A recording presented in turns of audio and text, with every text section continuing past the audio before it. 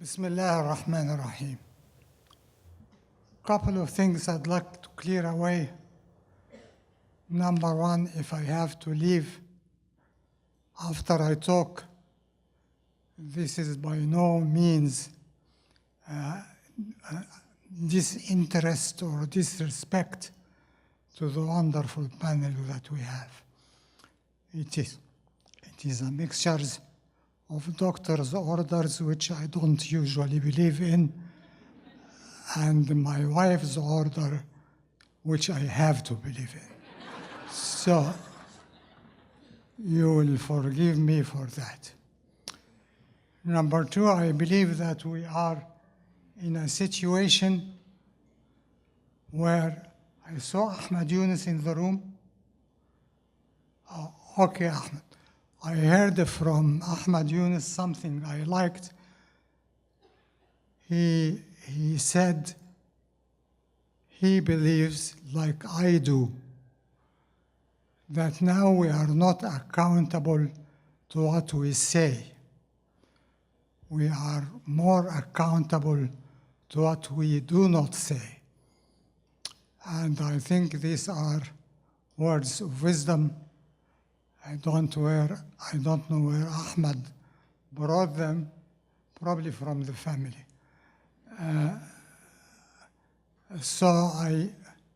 Those are 2 points I'd like to make clear, because probably what I may say will not please everybody, but neither now nor throughout my life I talk to please everybody. As a matter of fact, the more persons I displease, the more that I feel that I am checked at least. So, and by the way, surprise to Salam, I'm not going to talk about ISIS on top of that. So, I'd like to tackle some very original, basic understandings that we need to establish so ISIS and the allies will not exist, which should have been the case long time ago. Based on that, I'd like to say that the best motivation for success is failure. And when failure is just failure, it needs to be treated, of course. But when failure is so abject and so self-threatening and so sustained over more than 1,000 years, then it needs more than that. It needs reform. And I know that to some people reform is a bad word. This is probably because they don't know what we mean, at least at MPAC, when we say reform. Definitely we are not the Protestant movement in the church. And we are not the reform movement in Judaism. We are not the French school of communism in communism. Because the reform in these cases are easy. You go to things that are problematic at a certain time and age and just chop them off and remove them. We know that, number one, we cannot do that. Number two, which is more important, we don't need to do that. We and Islam are like some people blessed by a very precious diamond. But this precious diamond has been covered over years and years by traditions, tribalism, authority, man-made ideas, lots of dust and mud, that it is very difficult to know what the diamond really looks like, which is the case. And I am talking about Muslims and non-Muslims alike. So there are two kinds of reform. If there is a piece of the diamond that is annoying, let us cut it. And as I explained, we don't do that. By reform, we mean to come to this dust and with a solid silk brush, because normal brushes didn't work, and remove the dust and wash the diamond and bring it back to its diamond nature. Then let us talk. So I'd like to allay the anxieties that they say that those guys want to change Islam. No, we don't need to change Islam. We want to understand what actually Islam is. And there are two understandings of Islam on the arena now, and for a long, long time. If we understand that Islam is the gang of Muslims, the tribe of Muslims, another religious tribe, we have a bunch of the Christians, organized, etc. We have the bunch of Jews and of Buddhists and of Islam. That attitude comes with its package. Number one, it is based on misunderstanding to start with. But its package includes that if we are the tribe or the gang of Islam, so we have to be numerically more than others. So comes that strange obsession by converting others to Islam, by whichever way we can. Comes with it, of course, a sense of superiority.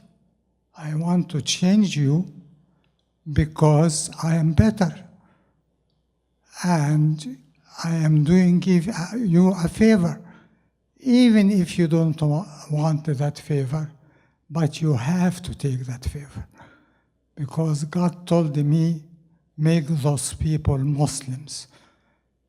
Of course, God Almighty did not tell us that. This is something we brought, we claimed. And those who read the Quran and looked carefully in the seerah of the Prophet, the evidence is overwhelming.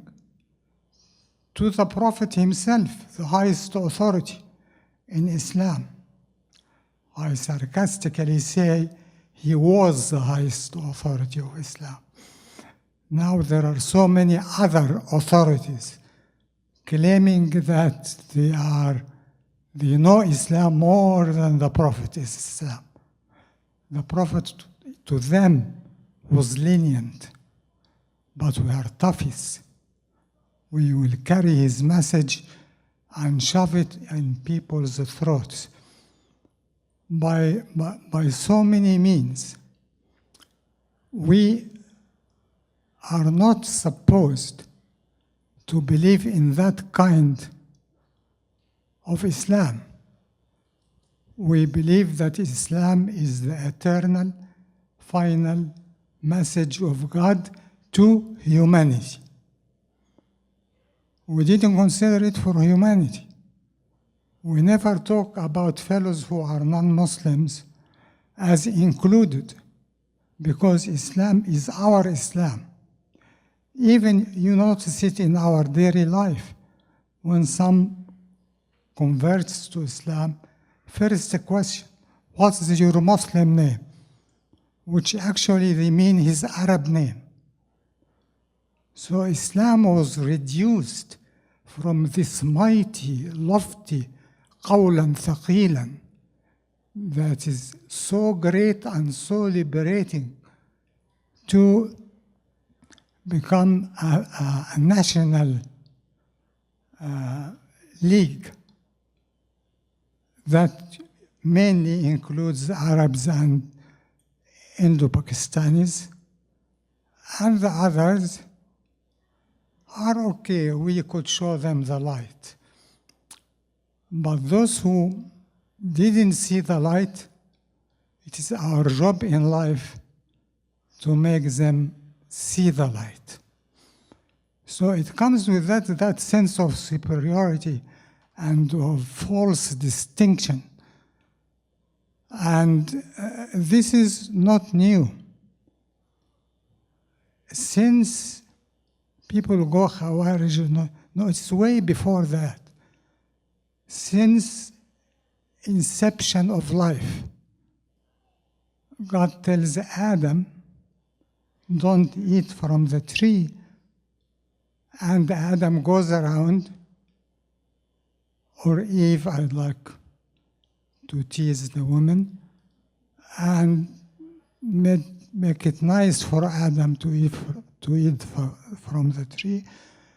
And so they did something that's strange but wonderful.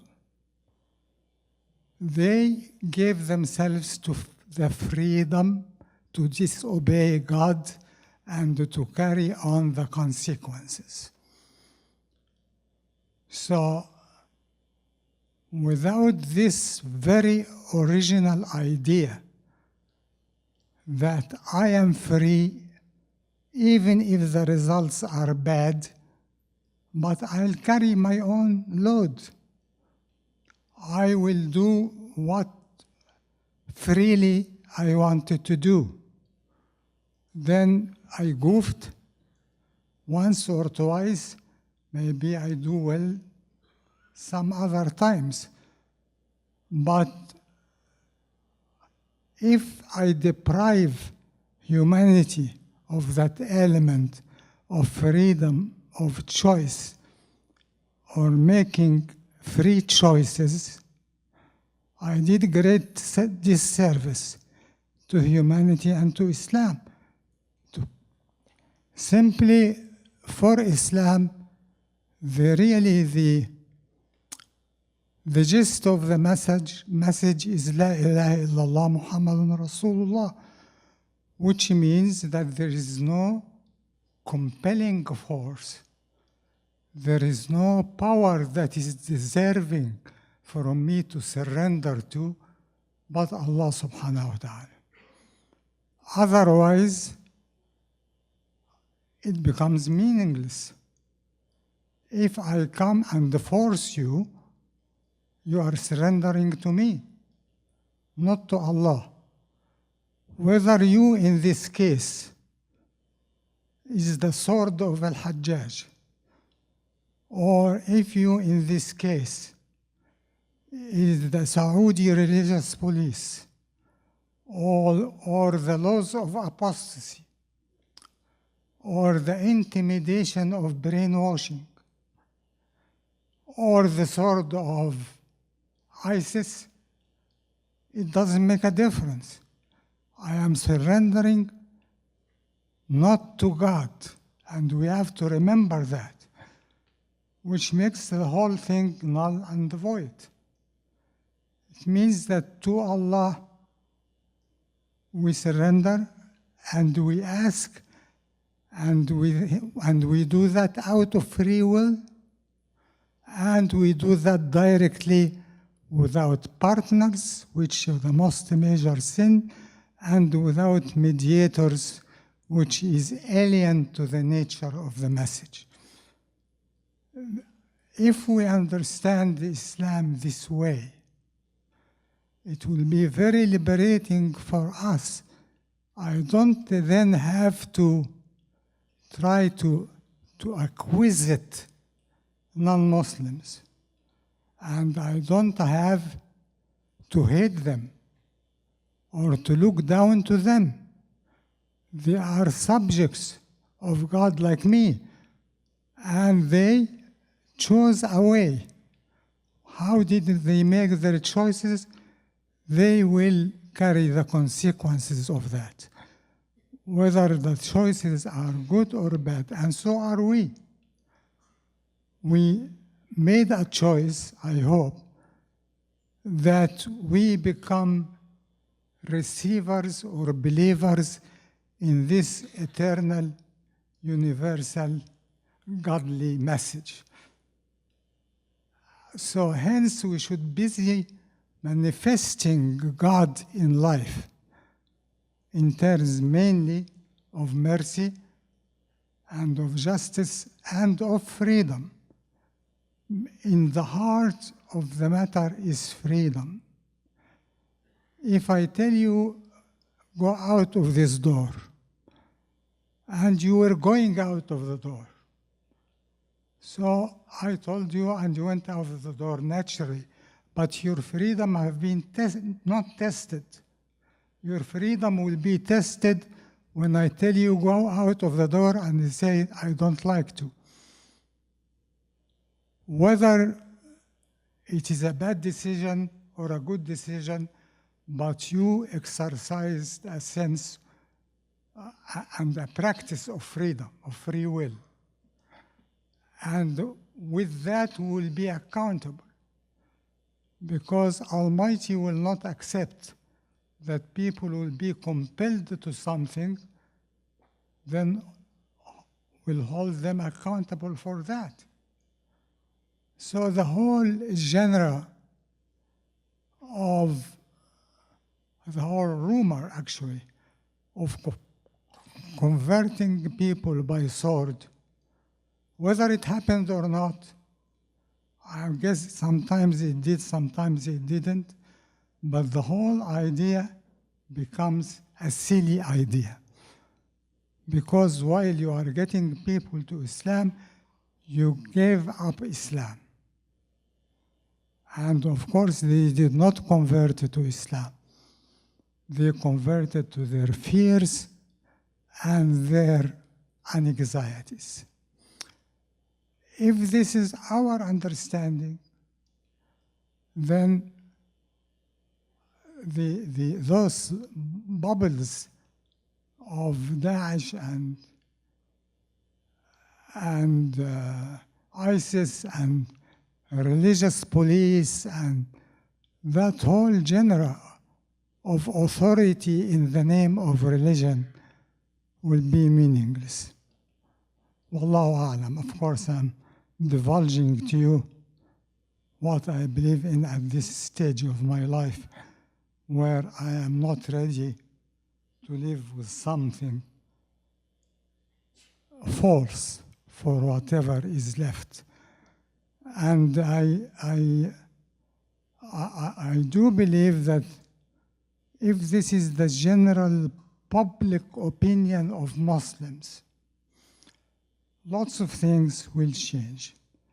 Will come up, of course, several questions.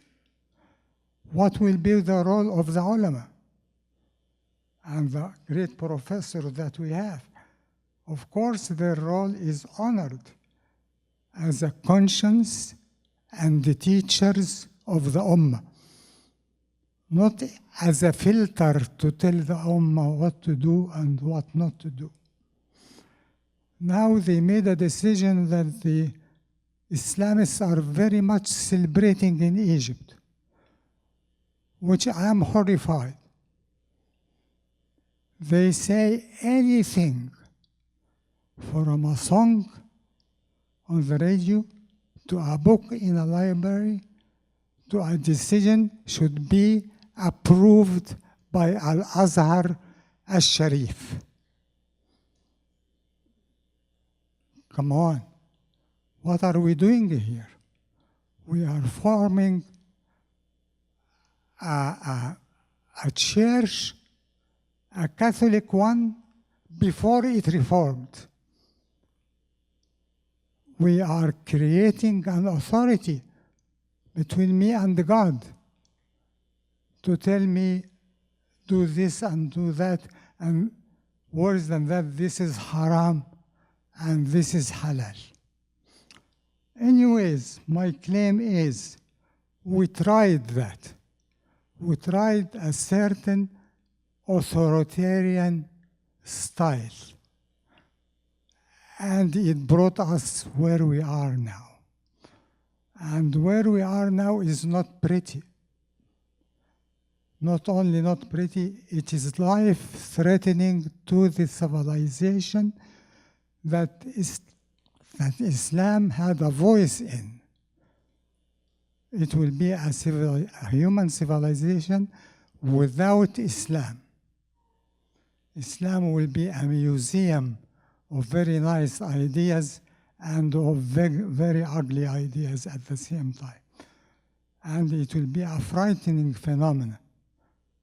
So, in short, and I think I exceeded my time, and in the heart of Islam is the free to make choices. And anything that tampers with that takes us away from the realm of Islam. No one person, no one group, no school of fiqh, no guru or a Sufi sheikh, no sheikh of shuyukh of whatever, has the right to tell me how to think and how to behave. If there is an organized authority or organized structure, I hate the word authority now, that is, most of it is Muslims, it is a Muslim group, and they set the rules and regulations that will be needed for them to survive positively and successfully at any time or the age, guided by the great values of Islam, which are actually shared by other religions. Let us remember that I will still need to follow the traffic rules, and the traffic officer can give me a ticket because I am breaking a light, but he cannot, after giving me the ticket, tell me where to go. You broke the law, you pay the consequences, but to decide where to go or what is the shortest way you have, it is not his job.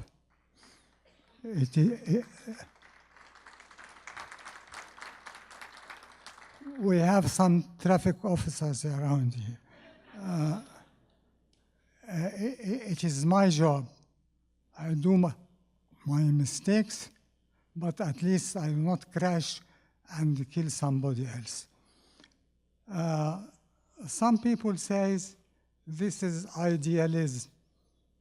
Let me tell you, when idealism is the only way, so it becomes a practicality, becomes a different one to attain. But there will be the line between what is idealistic and what is practical will be blurred. We have no other choices. Our back is to the wall, and our trials failed. I want Muslims to understand that. Guys, you tried this machine, it is not working. Simple as that. So how you can keep trying? How we still have the audacity to say, but let us then, seems that those Shia guys were right, or they say those Sunni guys were right, or the Maliki school is a bit. All of this is playing in the same rut. We have to pop out and stand like tall men and women and say, there must be other way. And at the end I say, ألا قد بلغت اللهم فاشهد. Oh my Lord, be my witness. I said what I have in my mind, so my Lord, be my witness. Assalamu alaikum wa rahmatullah.